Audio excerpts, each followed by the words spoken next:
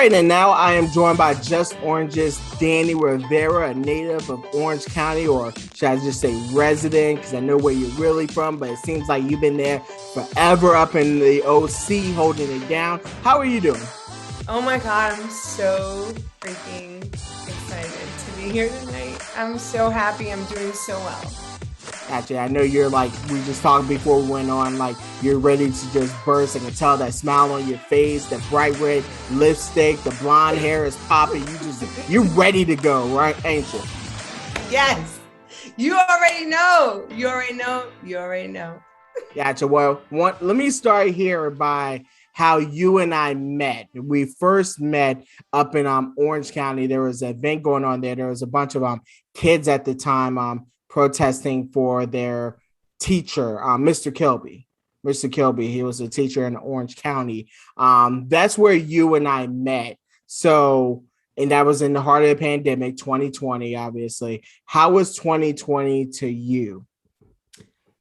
Oh God, 2020. 2020 was the catalyst for everything that I'm doing today, honestly. And it really totally redirected the course of my life. Um, yeah, you and I, after the protests that were going on for the George Floyd and the Black Lives Matters movement in Orange, which was really surprising because I personally did not think that there was that much of a awareness of the Black Lives Matter movement here in Orange County or in any kind of social justice, plight here in Orange County. So after those protests is when I really started to kind of plug into my community and understand that there were a lot of people in this community that felt the same way that I did regarding what was going on socially at the time. And from that was born the little community group that we have today, which is Just Orange. And that's really how you and I met because I wanted you to come out and cover our very first uh, our voter registration block party. And that's where you and I really met for real, for real. Yeah. Yeah, I think when we were at the Just Orange, I met your son there. I met your son at the protest, and you knew a lot of people that were there. Were you actually at that protest for Mr. Kilby? I was not for Mr. Kilby. Okay. I was at the protests for when the George Floyd Yeah. incident happened.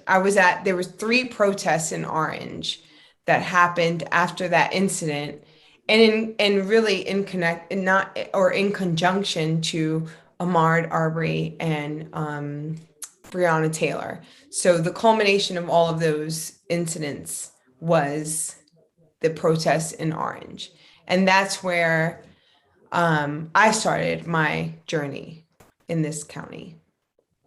And then before this, at the start of the pandemic, you and I had talked earlier this year. You lost your job at that time, correct? I did. I lost my job. So I was in a career for 17 years, which is, I'm only 44 years old. And so that's like half of my life. I was in the same career. And I was out of that career all of a sudden. And I found myself kind of, trying to find my place in society and in the world and just who I was other than the job that I had been doing for 17 years. And And what that was that job? I was a advocate for patients who did not have medical insurance, who would go into the hospital and had huge bills. So I was an advocate to try to help them pay for their medical bills through state and federal funding.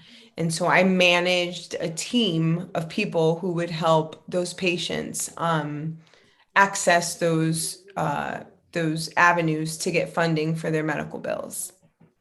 After that, after you lost your job, 2020 obviously was not kind to many of us. You took a turn towards social advocacy. And let's put this in perspective.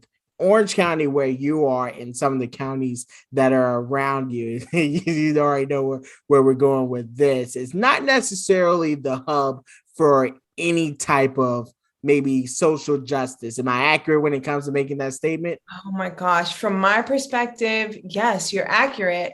And yes, you're accurate. Absolutely accurate. Puerto Rican female in Orange County advocating for social justice.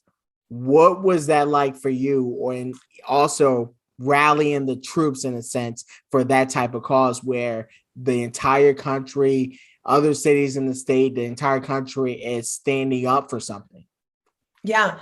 For me, it was really, it was kind of weirdly easy for me to do it because I was kind of riding on the coattails of what the young people in our community had initiated, which was these marches for social justice.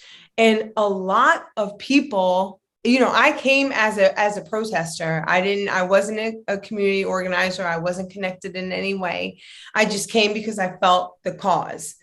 And so when I showed up at our local Food Lion, which there's only one grocery store in our town, and everybody was there, I was surprised, pleasantly, obviously surprised at the amount of people, at the volume of people that were there to support this cause, which was the Black Lives Matters movement, and social justice. So when I went to there were 3 protests. There was 2 marching protests and there was 1 standing protest. And I went and I attended all 3 of them. And each one of those protests was organized by a young person in this county.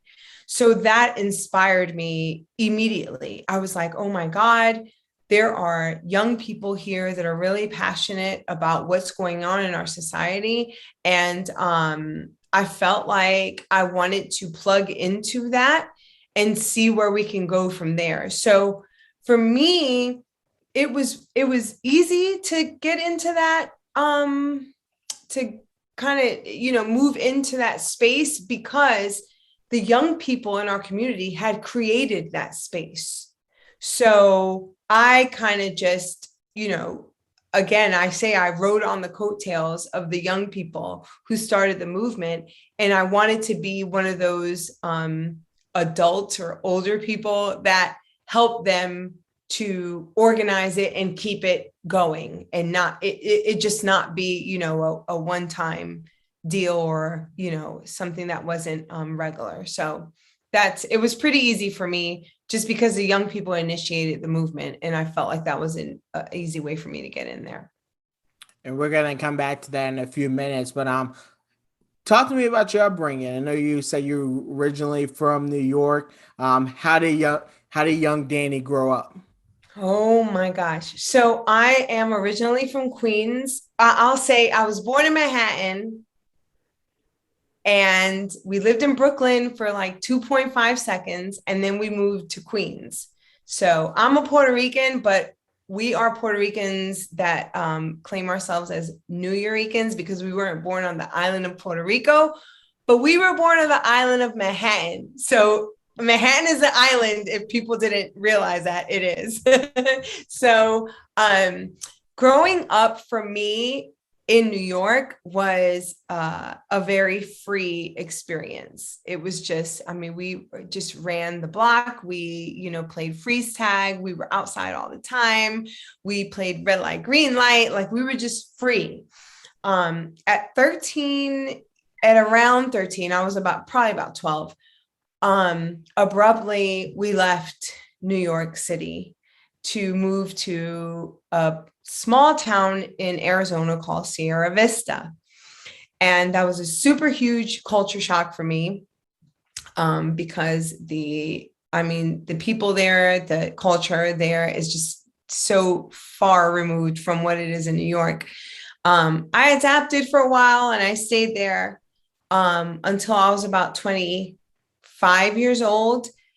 I knew from the moment that I landed in Arizona that I was not going to stay there. I knew that I was going to go back to the East Coast. I just didn't know how or when or what, but I knew that it was going to happen. So at 25 years old, it happened. And I had a friend who lived in Virginia. And I asked her what was going on in Virginia. And she told me to come visit and hang out. And I did for a weekend. And I decided that Virginia was where I wanted to be. And so I left Arizona and came to Virginia. So my and I'm skipping a whole lot because that's probably a whole nother show of what went on in Arizona. Because we got time. I mean, I have a very colorful, history. I really do. Oh my God, it's so much, Darnell. Are you gonna cry?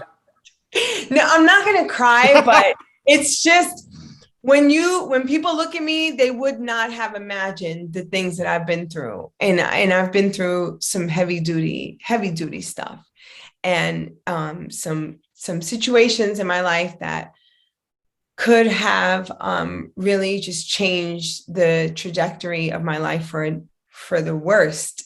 But somehow I found my way through it.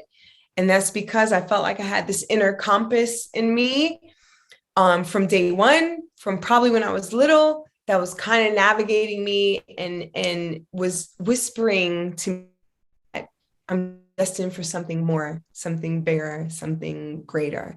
And but I had to go through a lot of the weeds to figure that out. And I was in some deep, swampy areas at certain parts of my life. So, but I'm here now. So how did you end up in Orange County? When you moved to Virginia, did you move to a different area, or did you just end up in the OC?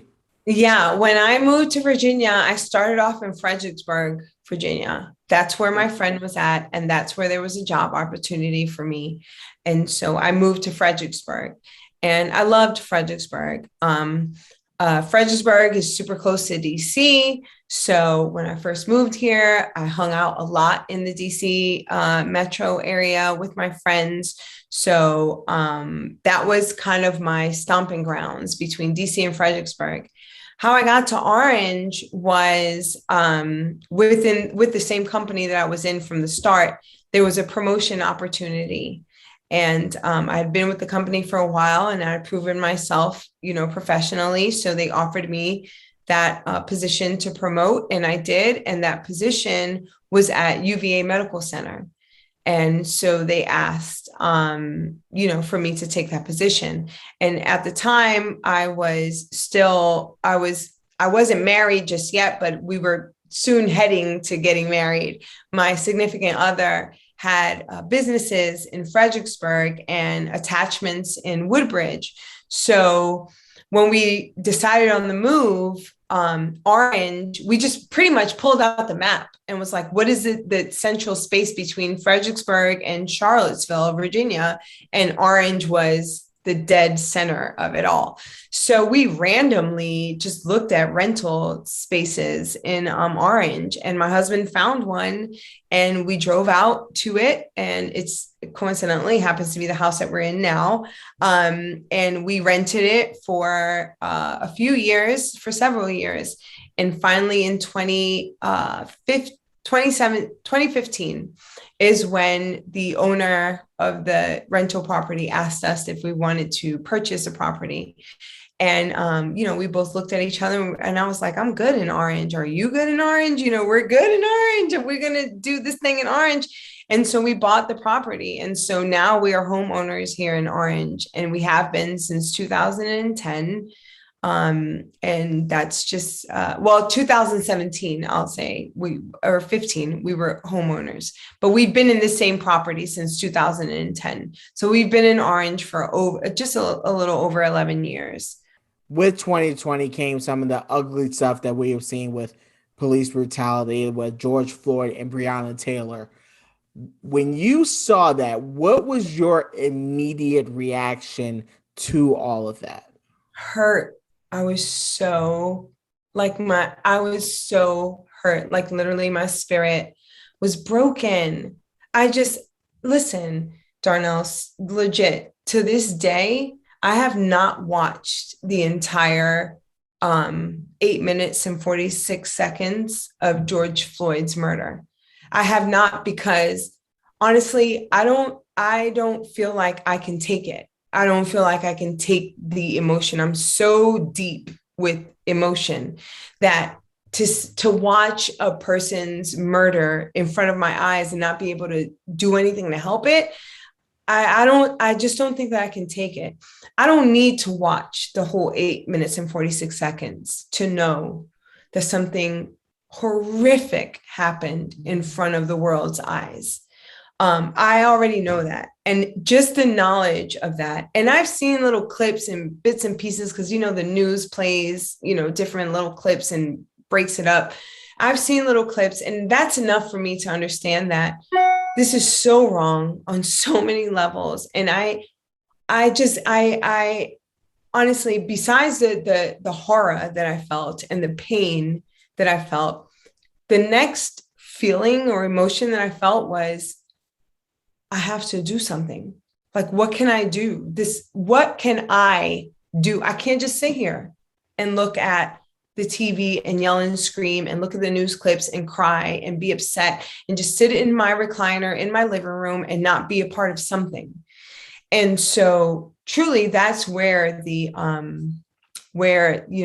spirit was born for Just Orange, is because I had to figure out a way to do something. But I was horrified, hurt, so hurt, and just so hurt. Hurt is really the biggest word, just hurt that there are people in this world that could do such things, you know. So from horror to activism for you. After that, we saw you say you went to those rallies, and that led to the incarnation, the birth of Just Orange. And just before that, when it came to those rallies, you say you saw a lot of young people that were getting involved. I've talked to some of them myself, like O'Brien, and a few others. When you saw them taking the stance that they did and spearheading that charge in Orange County, what did that mean to you? To me, it meant that there was something here to build off of. To me, it meant that these kids had a direction and a feeling and a passion, but that they needed guidance, that they needed to understand or to figure out what the next steps were.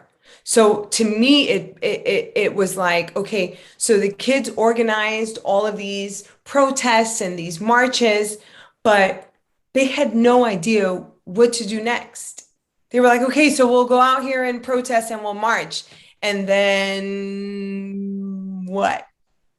And so that's where I felt like my age came into play. Not a A little day more over experience 24. in life, you know. You look like a day over 24. Oh my God, I'm so not 24, but add 20 years to that and then you'll be right. But I could see that the kids had this fire and this passion, but they didn't know how to carry it on, what the next steps were going to be.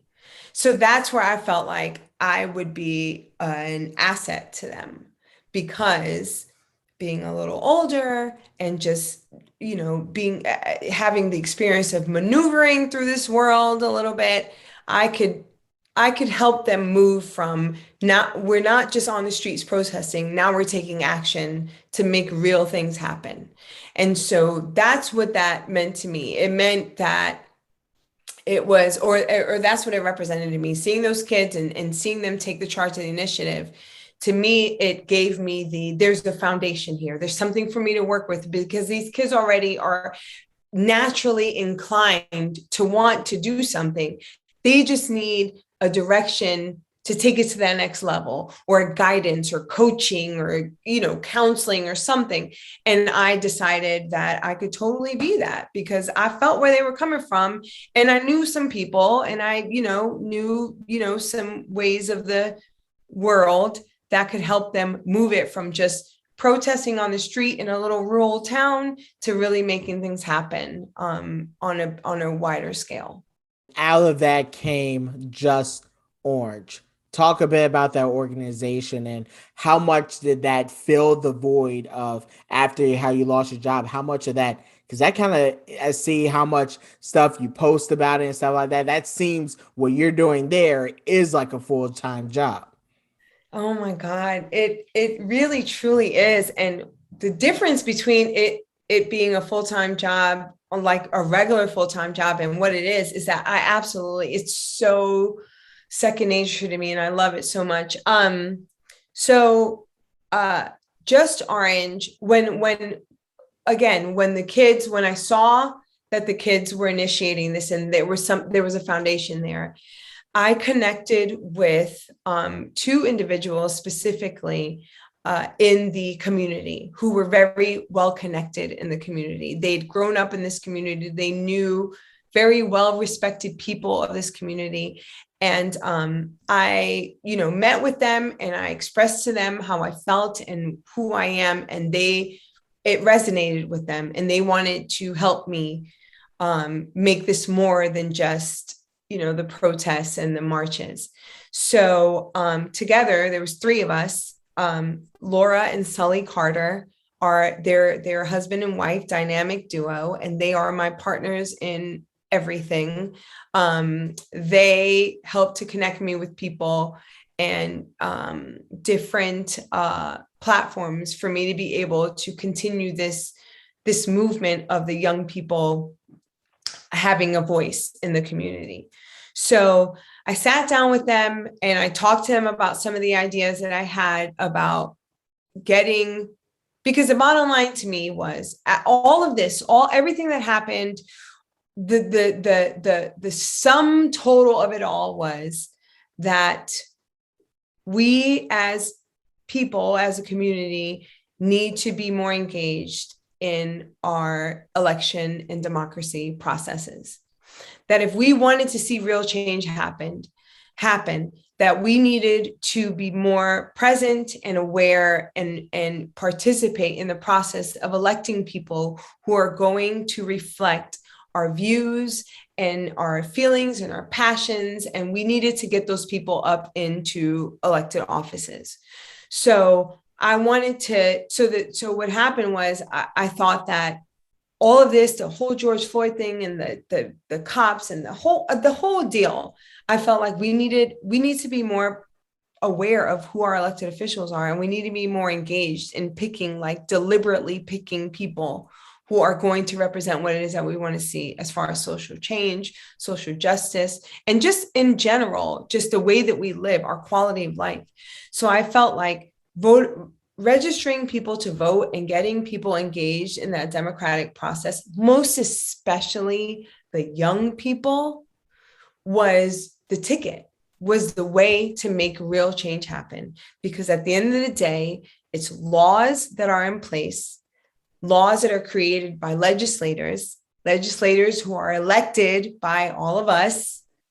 And so I saw the connection, like all George Floyd and Ahmaud Arbery and Breonna Taylor, all of that, all of the stuff swirling around it, and the legalities of it, and the just the laws, all of that had to do with who are our elected officials. So we understood it from that basic, I guess that basic foundation. Then we could make real change when it came that far up ahead. So I expressed that to Laura and Sully, and they agreed. And I said that really I'll say that I'm not going to say that my hope is lost on even my generation, but I feel like the best investment for us today, right now, is in our young people. If we can get them engaged at an earlier age, sooner than by the time, when I really started getting involved in all of this was when I was probably about 28, 29 years old, which I feel like by then, so much of the world has shaped. If you haven't paid attention, you're just going to go with whatever the Democrats say, whatever the Republicans say, you're just going to go either way. You're not going to really have had vested interest and grown with the movement by the time you're ready to really make big moves and decisions. So I felt like if we can get the young people involved at as young of an age as we can. It doesn't matter if they're voting age. All that matters is that can they understand? Can they comprehend? Can we help them to start? Then that's what we want to do. So Laura and Sully again agreed, and we decided to create these events where we would invite elected officials and candidates vying for those positions to come and hang out with us. It didn't matter what political party they belonged to. We did not care. So they can hang out with us. We can invite the kids so that we can create this environment of these leaders and these young people actually connecting and being able to interact and talking and listening to each other without that middleman of people from my generation. I say, I can just connect them directly to that level, and I can just be the conduit for them to be able to connect, then that would be the goal, so that they can understand from a younger age. And we call the people on our team youth ambassadors. And I have a youth ambassador who's 10 years old, and she's already connected. So, if she's connected at 10 years old, imagine what she's going to be when she's 18 and ready to vote, if she keeps hanging with me. You know what I mean? Mm-hmm. So that's basically how that's all of it right there. Have you gotten a chance to talk with those, with the kids, with the youth, about also holding those politicians accountable? Because at the end of the day, they're the ones that are going to be directly affected for the next 2, 3, 4, 5, 6 decades as our generations, start to fade out. Have you talked to them about accountability so that way they can hold those politicians accountable in the future and those that come after that? Yeah. So my approach is a little different. So honestly, I'm just not, I don't want to be confrontational about any of this, and I'll tell you why, because everybody else is. It's all confrontational. It's all, this against that and holding people accountable and all of this. But I wanted to come from a different approach. And my approach is more of getting all of these different people from different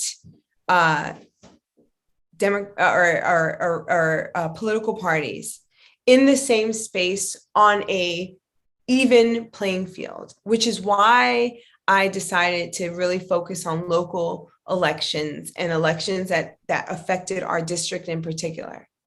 Because these are the same people that we're seeing in our grocery stores. These are the same people that we're seeing at the gas station where we're filling up. These are people we can relate to one-on-one. So I feel like if I can get all of these people who are vying or either are our leadership in government, if I can get them on an even playing field where we're not talking so much about accountability, but more of getting to know who we are as humans, that maybe if we can take all of that stuff outside of it and we met on an even playing field, that we can start to actually find some commonalities and things that actually we really both agree on, even though you're a Republican and I'm a Democrat. And something that's really unique about bringing the kids into this atmosphere is that people tend to want to behave themselves. So they don't want to make a bad impression when they know that they have 10 and 11 and 12, 13, 16-year-olds watching them and they're there present. So it's a little different. Like I said, it's not so much, holding people accountable. It's more of, can we meet on this common playing field? And then can we build upon that to create a future versus talking about what's happened in the past? If that makes sense. I don't know if that makes sense. It does. Okay. Okay. It does make sense. And then my follow to that, you talked about how everything is so confrontational between red and blue, Democrat, Republican, socialism, liberalism, conservatism. Um, you've been able to bring together Democrats and Republicans on both sides. I mean, you had Abigail Spanberger and Nick Freitas who competed in a congressional election here in the state of Virginia. How were you able to pull that off just because of how, like I say, how divisive and confrontational politics have become? It's the kids, Darnell, straight up.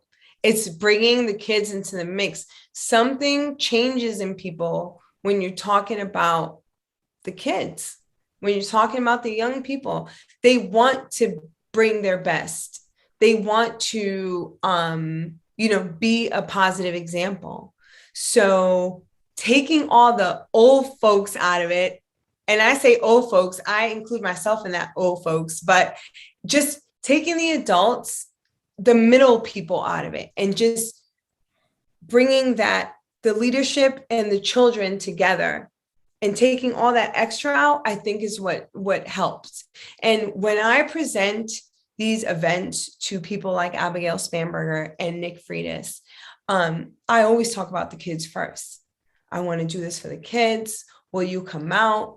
Nick Freitas is our delegate, who's a Republican. He belongs to the Republican Party. And Abigail Spanberger is our Congresswoman who belongs to the Democratic Party. So one of the ways that I try to make the whole bipartisan or the partisanship obsolete is that I just want our elected officials to come. I don't care what party you belong to. You are our leader for this in this area, and you are our leader in this area. Can you come together as the two leaders to talk to our community? Because both of you, regardless of what party you come from, are our leadership. And we have things we want to talk to you about and say, and we want to hang out with you. We want to get to know you better, and we want you to come hang out with us. So basically, a lot of the times I think it's really unique that our area has a Democratic Congresswoman and a Republican delegate. I think it works in our favor because they're going to have to work together to make sure, because we're all from the same district and they're working for the same district. They're going to have to work together to make sure that we're all okay. So I feel like it's kind of cool that they're from two different sides of the aisle, that they can come together and be present for this community that they're both supposed to represent, regardless of, political parties. You were elected to represent all of us. So here we are. Come out, talk to the kids. And when I present it in that way, it flows.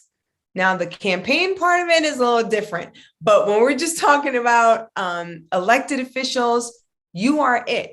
Abigail, you're it. Nick Freitas, you're it. Come talk to us. We're your people. Talk to us together. And they've done it. They've done it. And it does show also how crazy some of the party lines are drawn here in the state of Virginia. But that's a whole nother conversation for another day on that one. So also the campaign part, talk a little bit about that. So campaigning is tricky because my group, Just Orange, we promote nonpartisanship. We don't care. However, Dani Rivera, as a citizen, I do have, my feelings about the people that I want to see in leadership. So campaigning, I do as a citizen. I do not attach Just Orange to that because that space, I want it to remain neutral. I just always want it to remain neutral, and I want to welcome everybody, and I want everybody to feel welcomed. But I am also a resident of this district, a voting citizen. I can register to vote. So, and just of note, I just want to say this, and if this is going to go public to everybody, I totally intentionally plan on changing my my party affiliation to independent, because I don't want to be associated with either party. I want to be free to make my decision based on how I feel and how I, take someone's stance and their personality and their way. I want to be able to make that choice freely without being attached to either any party. I'm so sick of that whole party. So I wish that everybody could just become independent and we could just leave it. I hate it. It's just all the bullshit. Worst. Yes. It's the worst. Tell them how you feel. It is the worst. So I'm seriously, I'm going this week to go to my registrar and I'm going to change my affiliation to independent, just because we just need a neutral ground and we just need to pick the right people to lead us. It doesn't matter what party they belong to. So that's that. I don't know if I answered your question. I might have went off on a tangent. Sorry. No, you're completely fine. Overall, just how much has Just Orange just changed you as a person over the past year? Before Just Orange, before the pandemic, I was a commuter and I really only lived in Orange from like 7:00 at night to about 7:00 in the morning. And then I was in Charlottesville the rest of my life. And on the weekends, I would head north to go hang out with my friends who we lived up north and we moved down here. So I would go. So I didn't hang out in Orange. I literally only lived here from 7 at night to 7 in the morning. And I didn't talk to or participate in much of anything in Orange. I didn't even really know. I knew nothing about Orange, except that I owned a little space here in Orange, in the town of Orange. Now, this place is, I just see it in a completely different light. I recognize and I notice the people who want to make this space for all of us a better place. It's already an awesome place, but I see people who want to make it even better, who want to make it more inclusive, who want to make it more, they want to retain the small town culture, which I'm totally 100% for because I love that. But they also don't want to shut out the rest of the world. So I'm starting to see these people and recognize them. Actually, I'm working with them. They've partnered with me on Just Orange events and, collaborations and initiatives. My life has changed in that I don't just see this place as just somewhere where I live.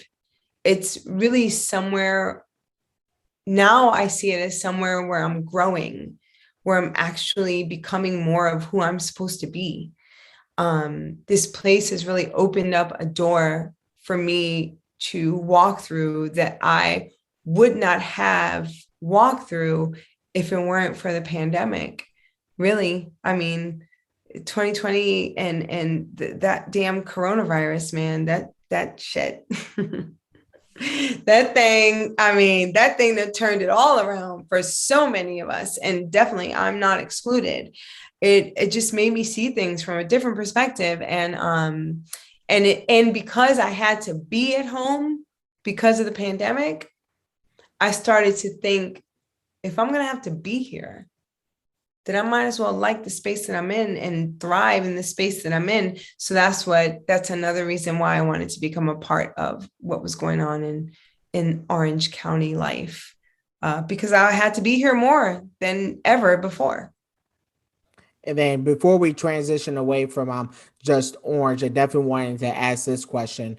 Do you think a concept, a novelty like Just Orange can work in various other counties and cities and localities? And for those who might be wanting to do something like that, what advice would you give them to try to get them more actively involved in politics, and also so they can get others actively involved? Oh my gosh.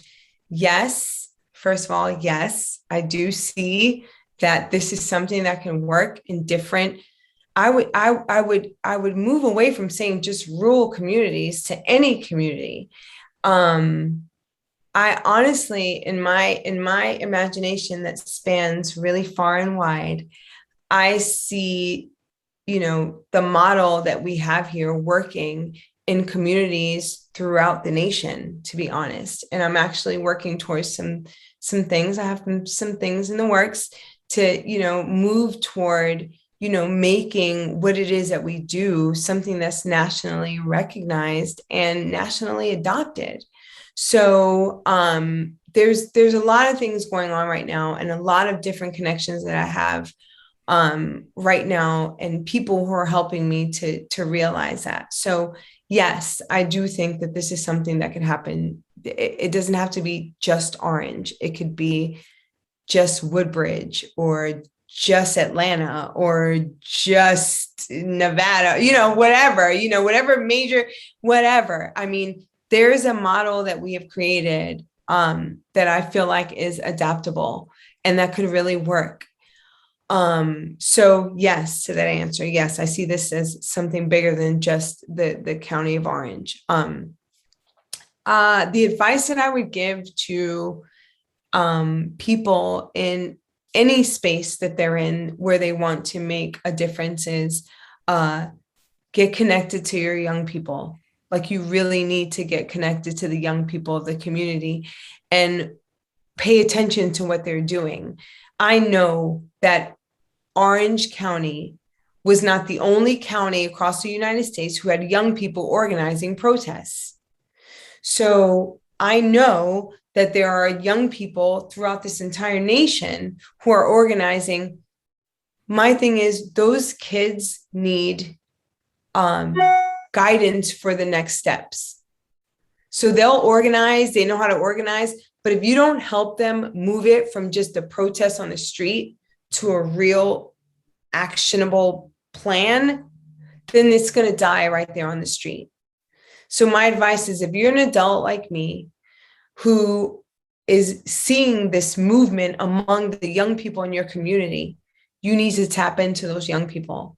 You need to go find out who the organizer was, who it is, which young people group it was, and you need to offer them your wisdom and your guidance and your assistance and your connections so that they can move that whatever it is that they're passionate about off the street and onto some real actionable, like legit, even legislation. Even if they can get that far, help them, help these kids, guide these kids, foster these kids, give them a way.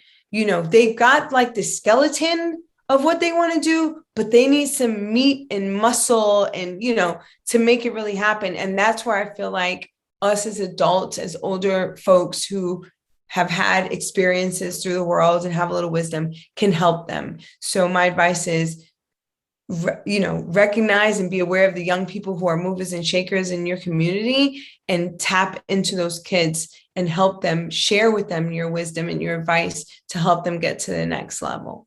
As you have gone through this rediscovery process within yourself over the past year, that recently took you on a very new adventure over the past a couple weeks ago, can we say? You got the chance to go through the original Underground Railroad that Harriet Tubman once used to help slaves escape to the North for freedom. What was that like for you, without the tears, if you can? Oh my gosh. So,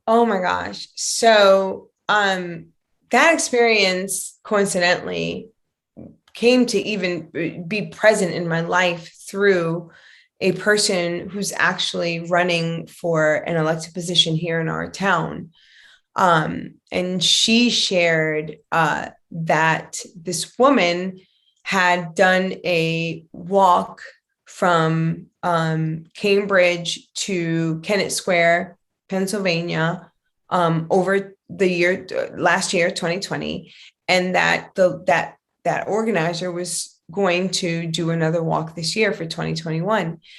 And so she had shared with me that she had reached out to the lady, and the lady hadn't really responded, and she was having a hard time, really connecting with her.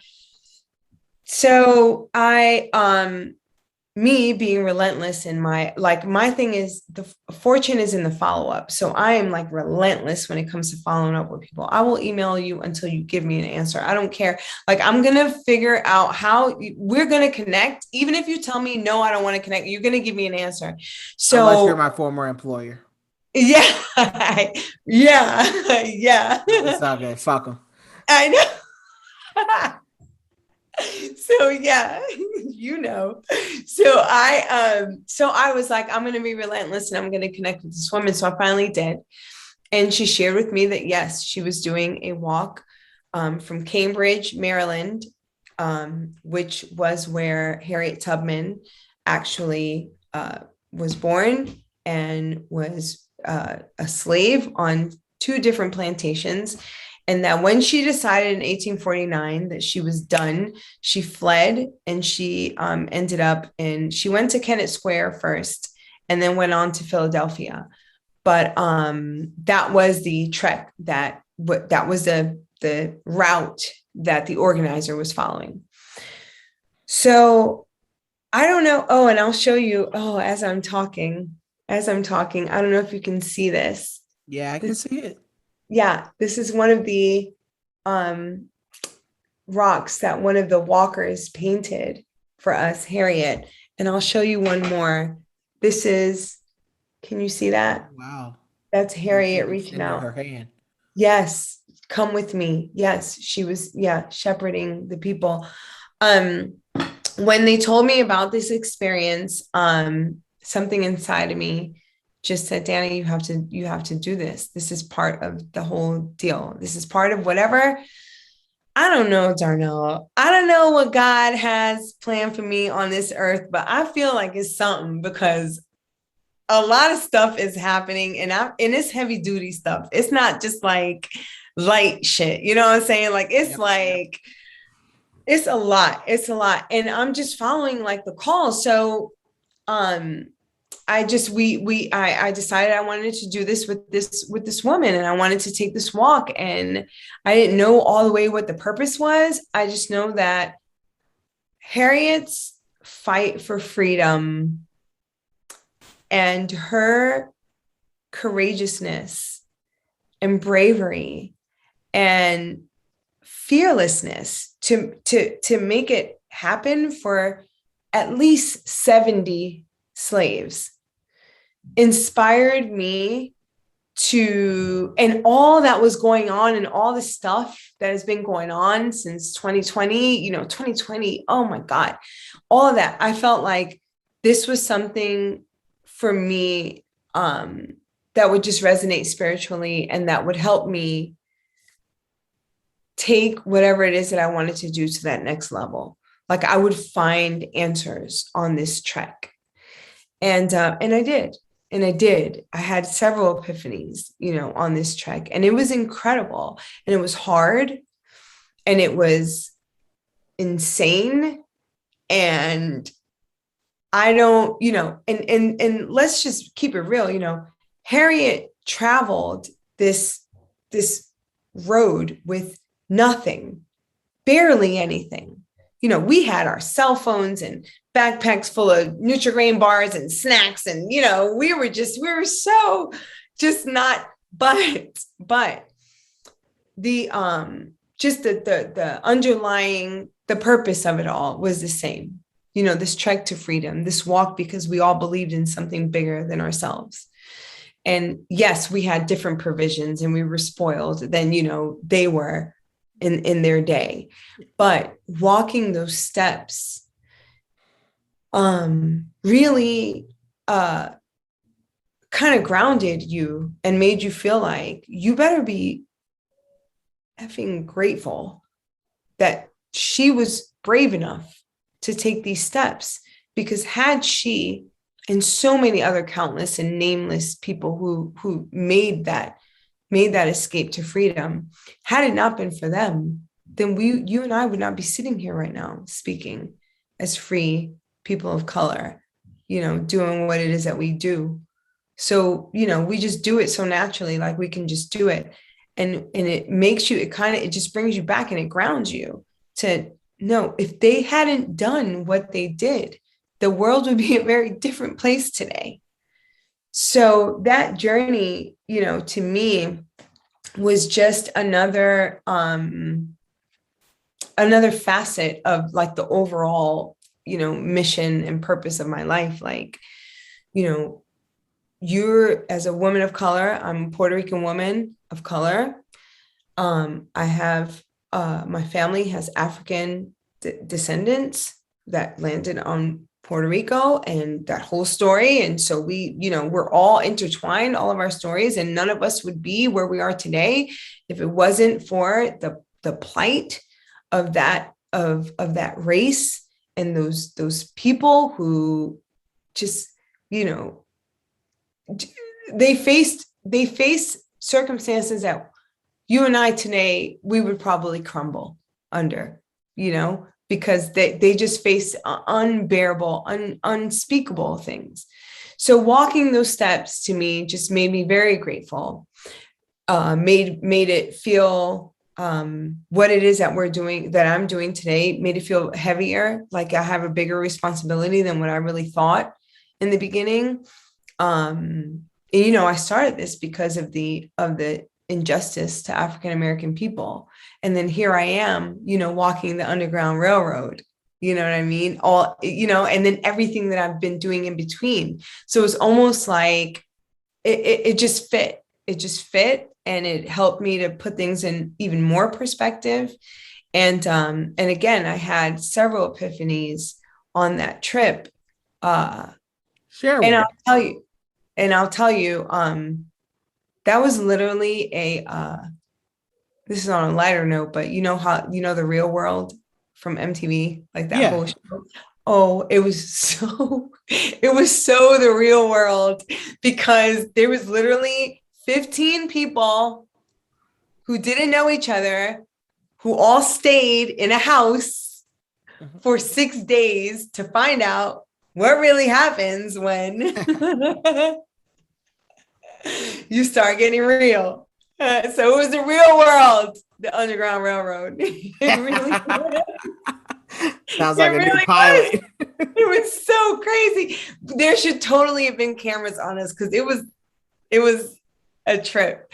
But ultimately, we all felt, obviously, we were all brought there because of that same pull in our heart.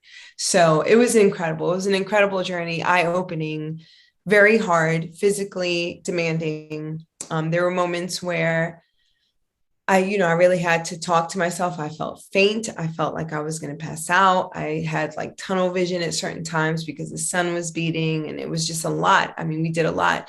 The longest route that we walked was about 17 miles straight. And I had never walked 17 miles straight in my life, especially not under the beating sun. So that was hard. But we pushed and we did it. Share one of those epiphanies that you have bought. If it's not too personal, just share one of those. Yeah. So one of the epiphanies was, well, let me preface it with, the day before I left on this journey, I had an event.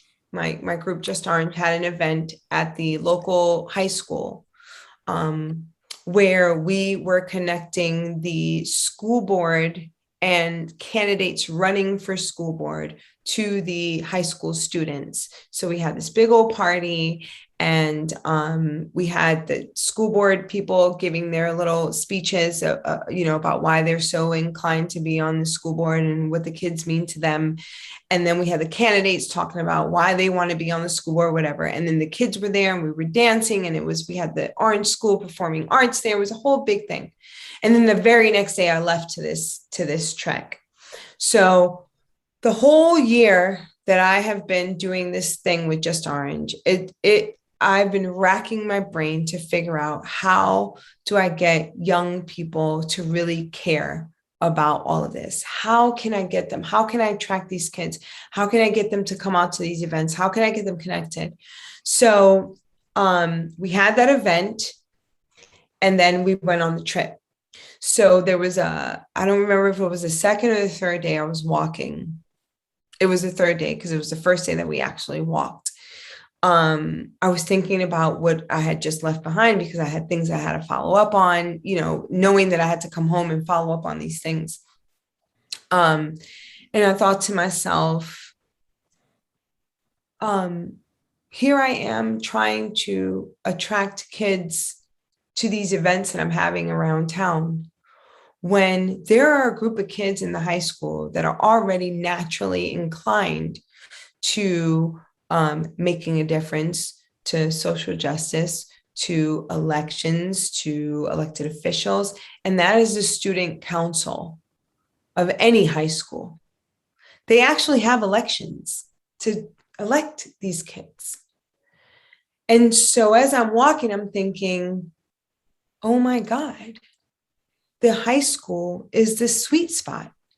There is where I need to be. There's where Just Orange needs to be, to connect these kids and to connect these elected officials and people vying for those positions at the high schools where I need to be. I don't need to be anywhere else. I don't need to be on Short Street in Orange where you've come out to. I don't need to be, at the pavilion in Veterans Park. I need to be at Orange County High School, and I need to connect to the student council. So I had this epiphany that if I could get the student council or the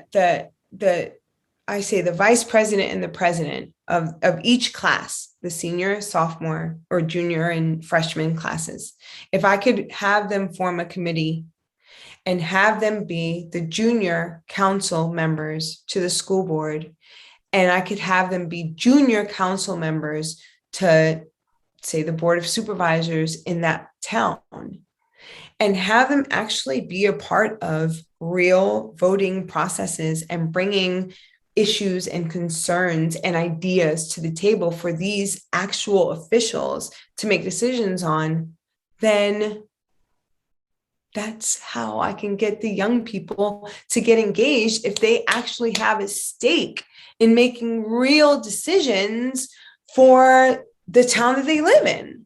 So that was one of the epiphanies. So I'm actually working through those details and actually talking to the office of our Congresswoman, Abigail Spanberger. As our Congresswoman, I'm going to extend this idea to our delegate, who is Nick Freitas. And I'm going to try to get their support, or that office support. It doesn't matter who's in that office. Whoever's our congressperson, whoever's our delegate, it doesn't matter if they're Democrat or Republican, who it is.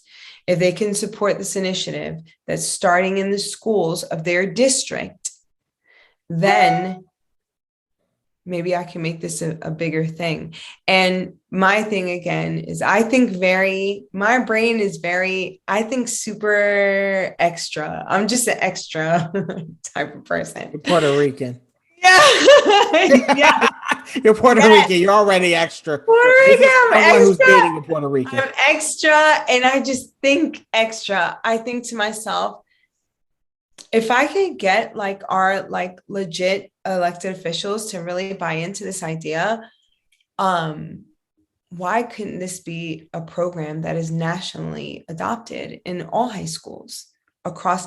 Why couldn't I go to the Department of Education, the legit Department of Education, and present this as a program that is integrated into high school's curriculum and programs? And so that's the epiphany that I had on this walk was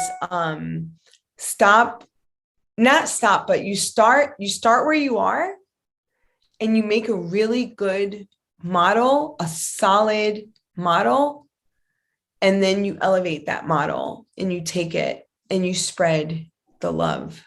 And so in my mind's eye, I see this idea that I have of incorporating the already incorporated program of student council, because that's in every student council is every high school, I believe, every public high school, at least in the United States. If we can make that transition and get student council to actually be like real leaders on the school board and real leaders on their local board of supervisors or town councils, or that could be the investment that the kids will feel like they would feel like they have a stake, like a real stake in what happens in their environment. And perhaps that would inspire these young people to take it to that next level. And then they become the leaders in those communities. So that's one of the epiphanies. It's so raw right now and so like super hard cut, and the edges are all jagged, and it's not, because I haven't put it all together yet. And I'm still kind of working through and talking to different people and organizations, but I'm already in conversation with with the office of our Congresswoman. And I've already got an ear out to the superintendent for our public schools here in Orange County. So, and I've got an ear for a hopeful for the Board of Supervisors. So, if I can get these people to see the value in what it is, the way that I see it, then, maybe we can make some real crazy change happen for us. You'll get it done. You'll get it done. You'll definitely get it done. Winding down here. So last question, at least for this part. After losing your job last year, you go to those rallies. That leads to the birth of Just Orange. You go on the journey through the Underground Railroad. Would you say that maybe losing your job was the best thing that happened to you because it set you in a different path that has allowed you to interact and touch so many different people and make a difference in Orange County? Would you say that may have been the best thing that has happened, or would you have already gone down that road at some point anyway with Just Orange and on the Underground Railroad? Yeah. Oh man, that's a deep question, because when I lost my job, literally it devastated me. I had been in that job for 17 years, and I really thought, in my mind's eye, I thought I was going to be in that job until I retired. And I planned for it that way. I had like a trajectory through the hierarchy in that I was aiming towards. Like I was going to do, I had started off as an entry level. I'd made my way to a higher level. I'd made my way to the management level. I wanted to get into the executive leadership level. And I saw the path there because I was so good at my job, so good, so knowledgeable. I knew my job inside and out. I could do it. I could totally do it. So when I lost my job, it was very abrupt and I didn't expect it. And I was completely, how they say the glass shattering, you can hear the glass shatter. I literally, that moment, it was like, I didn't even know who I was without that job. So I would say that if I would have stayed in that job, I would not have been who I am today, because that job required so much of me that I would not have had time to do all that I have done with Just Orange and things that I've done in my community. Because remember, I was commuting. I only slept in Orange. I lived outside of Orange the other, 20 hours or 18 hours a day. So losing my job had to happen. It had to, in retrospect, it had to happen for me to be able to do all that I have done today. There was I would not have done all of this if I was still with my job. I would not have had the time to do it. My job was very high. It's high demand, super high demand, very competitive, cutthroat. You have to be present even after hours, especially if you're in leadership. So there's no way. So I had to lose my job in order for me to make the strides that I have had, that I've made in this, in my community today. So it was the best thing that happened to me, the best thing, because it in all the darkness of that, there was this little hopeful light, and that light is just orange for me.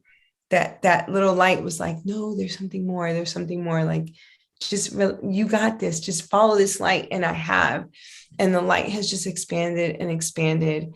And the people, even just sitting here talking to you, Darnell, seriously, this would not have happened if I didn't lose my job. Just everything is because of that moment where I thought my whole life was completely shattered. It was just God, I feel like, or some divine intervention saying, I need you for something bigger than this. So you can't be with them because I need you to come over here, and you're going to need time to be able to do this. And so here I am. And since then you have gone on, you got yourself another job, you're doing everything with just Orange, you got to do this walk. It seems like you're in a perfect plan in a sense to take those steps forward and wherever God has you doing going forward. I mean, it's definitely great to hear all the adventures that you have gone through to get to this point. So, and I think definitely is you're probably better off for it. Definitely, for sure. I mean, and just all of you guys, all of the people that I've met along the way, like all of you guys are such lights, like you included, Darnell. We're not going to exclude you, honey. Yes, all of us, honey, all of us. We are we're in this thing together. It's so clear to me that we were brought to each other for different reasons, but we all needed to be a part of each other in some capacity. So, I feel like, 2020, that year, but that year really kind of ripped the Band-Aid off of, this life that we were all kind of trudging through, like just kind of moving through. It was like, wake up, there's more, get up, be creative, because we had to be creative. We had to think outside of the box because we had never faced anything like that, ever in our lifetime. So, it was a blessing to me. 2020, I don't discount the pain and the loss that people have gone through. In my heart, oh my gosh. I mean, I just recently lost a very, very close aunt of mine to COVID-19. So I do not take, the pandemic lightly at all. However, on the flip side, this experience has opened the doors for so many of us to really dig a little deeper into who we are and what we really want for our lives, and how we can make a real impact before we depart and it's our time to go. Like, I'm trying to leave a legacy, and I know you are too. And I know that everybody that I deal with, everybody that I deal with, that I've dealt with since day one, from my journey, they're all trying to leave like legit legacies. And it's good, and it's all good, and it's all for the greater good of humanity. So I'm with it. I'm with all of y'all. I'm with it. I'm your sister. I'm your homegirl. I'm your, what y'all want to do? I'm ready to do this. What y'all want to do? Let's do it. Let's do it together. Let's do it. You got your platform. I got my platform. We're going to bring that thing together, and we're going to make big things happen. I'm with it. 100%. And I think we just made some big things happen here on this podcast. So a couple other, just some quick questions I'm going to ask, and then we're going to wrap this up. Favorite event that you've already done? My favorite event, I'll have to say, can I pick two? Oh, okay. Okay. My favorite event my last favorite event was a school board social. I mean, this one that I did September 29th was just incredible to me. The school board out there dancing with the kids, the chair of the school board dancing with the kids, and they're doing the cha-cha slide all together, and the Orange School Performing Arts coming out was amazing. But before that, Selma, I don't know. I don't know if you were. Yeah, you were out that weekend. I was out of town in Asheville, North Carolina. I remember that. Oh I man, tried to get them to go, oh, and they, yeah. Selma. We did a tribute to John Lewis. He had just recently passed. We were doing a voter registration drive. Um, we played the movie Selma in the park. It was free for the community. We had the big old screen out in the Veterans Park. There were kids everywhere, people from the community everywhere. There was food. It was incredible. Abigail Spanberger was there. Our congresswoman was present for that event. And it was incredible. We signed up 5 young people we registered 5 young people to vote that day. And 4 of those young people were Democrats and 1 was a Republican. And we didn't care. We registered young people under the age of 19 to vote. And it was only 5, but that's huge. That's huge. That's huge for this space.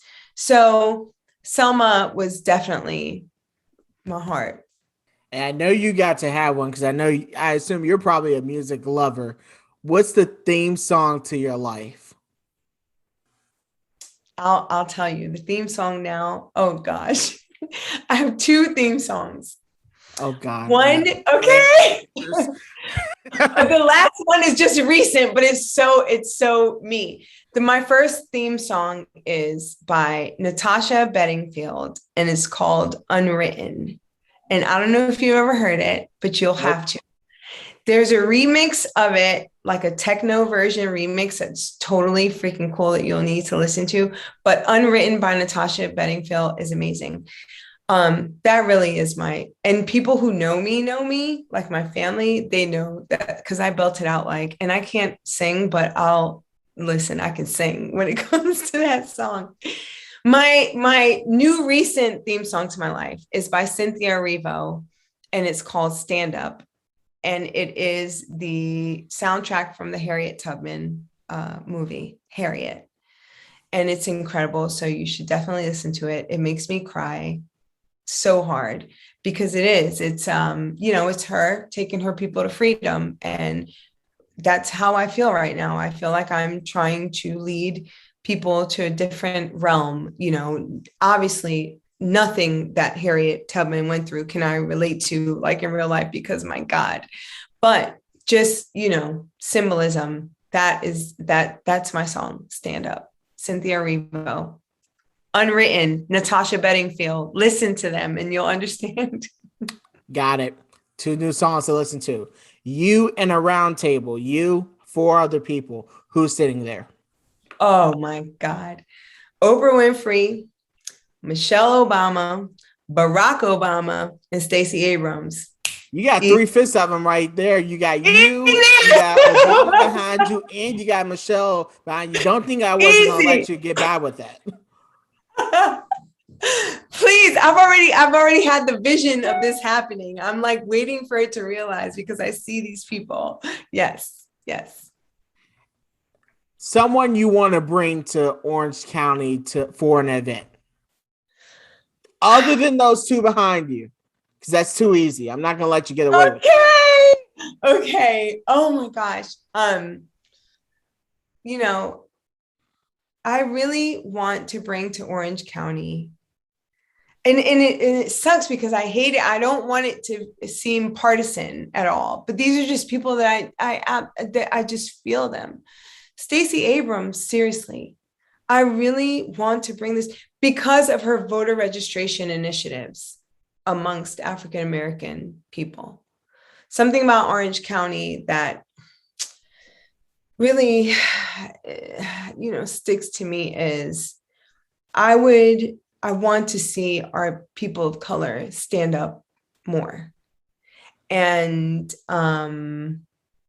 I feel like just in this experience that they've kind of been disillusioned over the years and they feel like there's no real point because nothing's going to change. As I canvas out here, when I canvas and do my canvassing for different people that I want to see elected, I'm talking to the residents, the African-American residents here in Orange County, and they just seemed a bit resolved. Like nothing's going to change. They already know who they want to elect.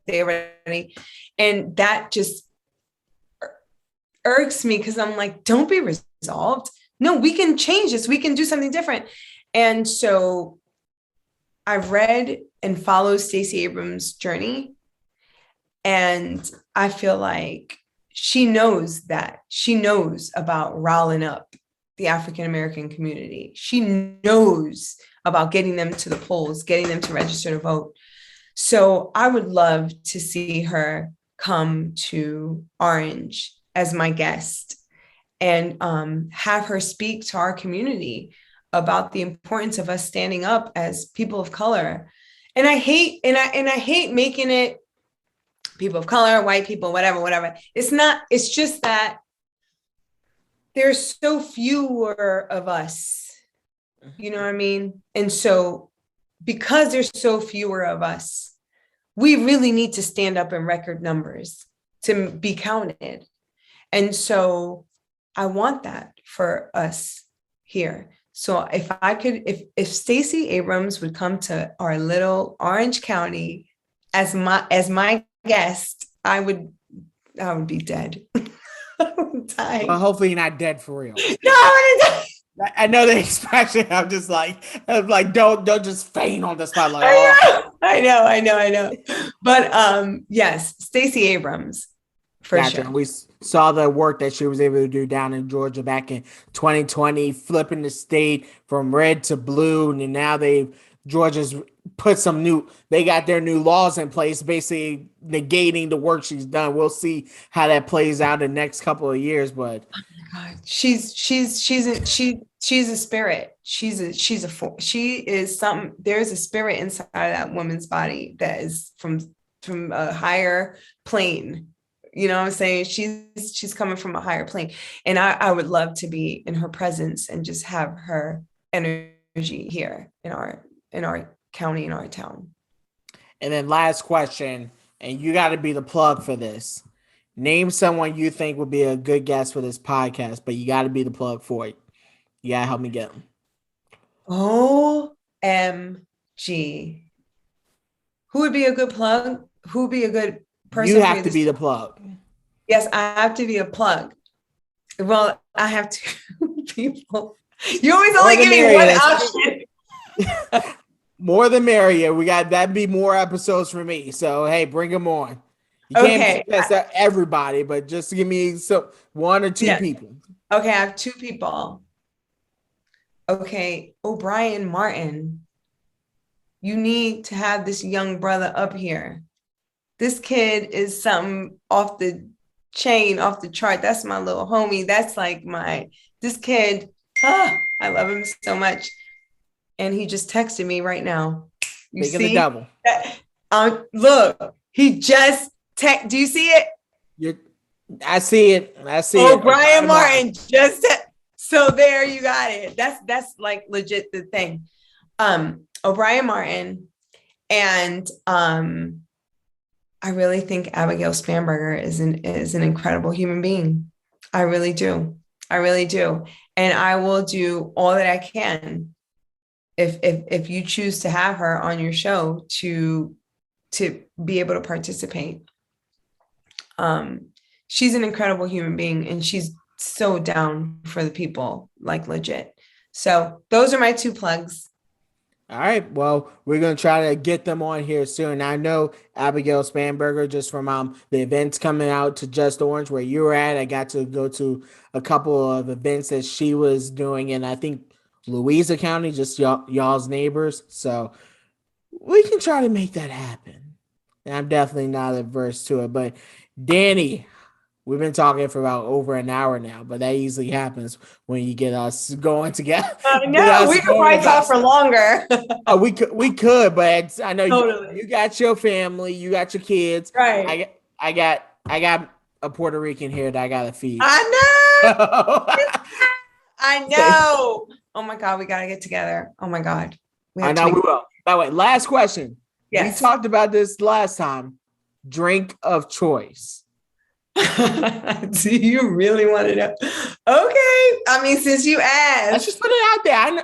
We talked about this. I know it is. Okay, look it. I know you know, but I'm gonna say two things. I always gotta give two. I can't just give one. So to sip on, just to sip, I'll do a Pinot Grigio, just to zip. Okay. But if we trying to get, if it's a party, Fireball, baby, all day. Yes, bitch. Yes. Let them know. And for all those out there judging, screw y'all. Right. Don't judge me. You don't know my life. You don't know my life. So let's make sure we got, the next time we talk, we got both of those hands. Okay. Bet. One or the other, maybe two, both of them will get us into trouble. Yes. But at least one of them, probably Fireball. We're going to make sure that's you got to take a shot with me. Yes. Oh, I got you. Yes. I got you. Dani, thank you for the time. Darnell, you my brother, man. I support you, man. I'm with you, whatever you want to do, I'm down to do it. Just let me know. You got my number? Holla at me.